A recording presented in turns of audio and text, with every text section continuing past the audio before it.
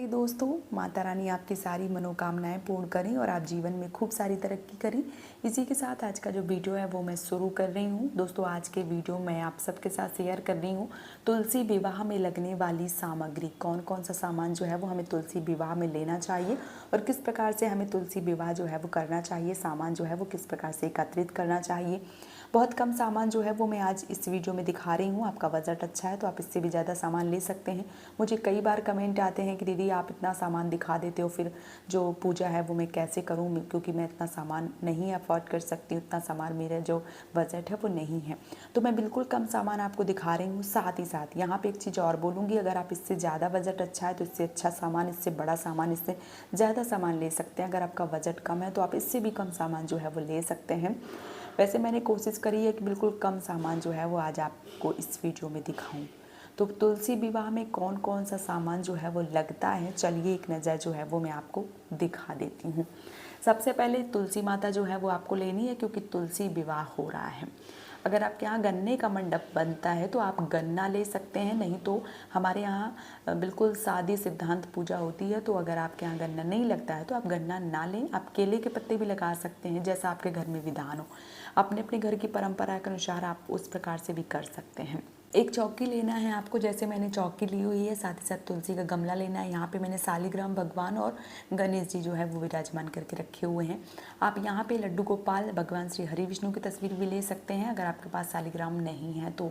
या जो भी माताएं बहनें पूजा कर रही हैं और उनको कई बार ऐसा लगता है कि शालिग्राम की पूजा जो है वो महिलाएं नहीं कर सकती हैं, तो देखिए शालिग्राम की पूजा महिलाएं कर सकती हैं, लेकिन भगवान शालिग्राम ने माता तुलसी को ऐसा वरदान दिया है कि वो महिलाओं की पूजा जो है वो तो स्वीकार करेंगे, लेकिन उनका जो भी मान लीजिए आशीर्वाद है, या यूँ कहूँ कि उनकी मनोकामना है, वो पूर्ण नहीं करेंगे।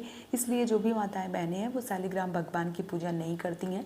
तो बहुत सारे लोग ऐसा मानते हैं कि शालिग्राम की पूजा जो है वो निषेध बताई गई है।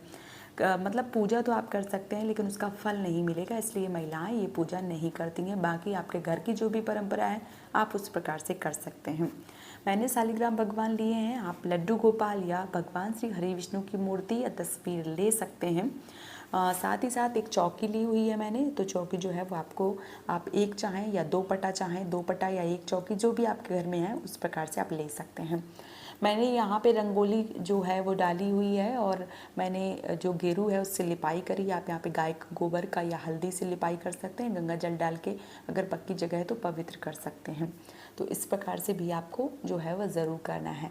साथ ही साथ कलश रखने के लिए आपको आम के या सौंफ के पत्ते लेने, मुझे यहाँ पे नहीं मिले हैं तो वो मैं आपको नहीं दिखा रही हूँ। साथ ही साथ जो कलश के अंदर डालते हैं, एक सिक्का, सुपारी, जो हल्दी की गांठ होती है, चावल होते हैं, तो वो भी आप रखें। साथ ही साथ यहाँ पे नारियल जो है वो आपको कलश के ऊपर स्थापना करना है, तो आपको नारियल जो है वो ज़रूर लेना है। विशेष रूप से अगर आप नारियल नहीं रख सकते हैं तो आप किसी भी अनाज को और उसके ऊपर भी दिया जो है वो प्रज्वलित कर सकते हैं।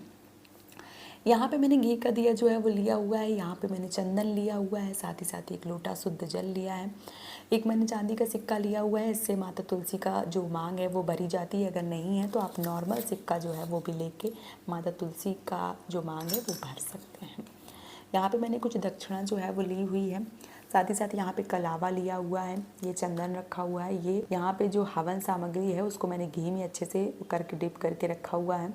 साथ ही साथ यहाँ पे मैंने जो मिठाई है, मिठाई के रूप में आप यहाँ पे मिठाई, पेड़ा, लड्डू जो भी मिल जाए, मैंने यहाँ पे बूंदी का प्रसाद जो है वो रखा हुआ है। साथ ही साथ यहाँ पे मैंने जो ड्राई फ्रूट्स हैं वो लिए हैं, मेवे जो हैं वो लिए हैं। यहाँ पे अगर आप एकादशी वाले दिन पूजा करें तो आप चावल का प्रयोग बिल्कुल भी ना करें, कि माता का कोइछा होता है तुलसी माता का, वो भरने के लिए आप चावल, गुड़ जो है वो भी रखें। कब? अगर पूर्णिमा वाले दिन कर रहे हैं या किसी आगे पीछे दिन कर रहे हैं। एकादशी में आप ना करें। एकादशी में अगर आप करें तो इस तरीके से मेवे से जो पूजा है वो करें, माता का कोइछा है जो वो मेवे से भरें। यहाँ पे माचिस ली हुई है। साथ ही साथ यहाँ पे मैंने जो फूल है वो लिए हुए हैं। यहाँ पे मैंने तिल का तेल लिया हुआ है, आप घी का प्रयोग कर सकते हैं। साथ ही साथ यहाँ पे मैं आपको बताऊँ तो मैंने यहाँ पे 2 माला जो है वो लिए हैं। एक तरीके से ये वरमाला है, छोटे छोटे से जो है वो मैंने लिए हुए हैं। आप बड़े भी ले सकते हैं, गुलाब का, जो भी आपको मिल जाए। यहाँ पे मैंने श्रृंगार की सामग्री ली हुई है।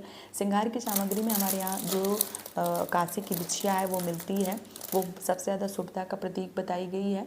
तो अगर आपके यहाँ वो चलता है तो आप रखें। अगर आप इस बजट अच्छा है तो आप जो चांदी की बिछिया और पायल है वो भी बनवा सकते हैं।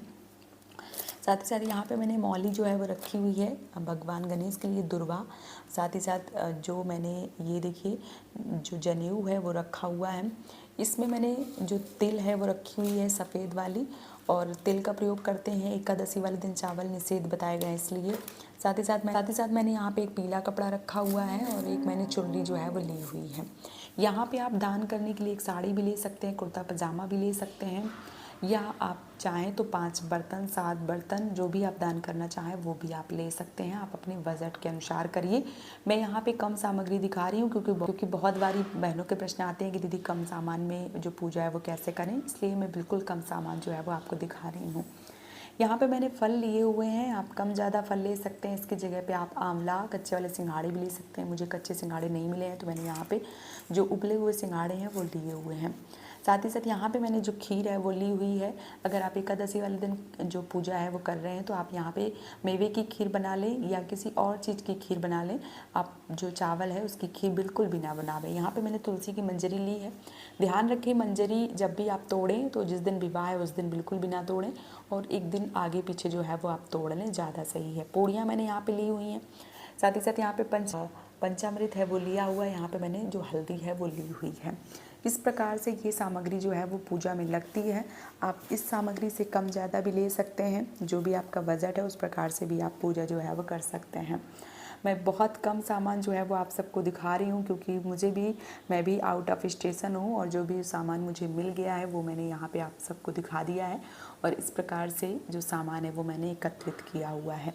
तो आप भी इस सामान को नोट कर सकते हैं, लिख सकते हैं, और पूजा माता तुलसी का विवाह है उस दिन आप ये सारी सामग्री जो है वो इकट्ठा करके एकदम निश्चिंत होकर पूरी विधिवत तरीके से माता तुलसी का विवाह संपन्न करिए और अपनी सारी मनोकामनाओं को पूर्ण कर लीजिए। उम्मीद करती हूँ कि आज का वीडियो आप सबको पसंद आया होगा। वीडियो पसंद आया है तो आप मुझे सपोर्ट कर सकते हैं इस चैनल को सब्सक्राइब करके। आज का वीडियो यहीं पे समाप्त कर रही हूँ दोस्तों। जय माता दी।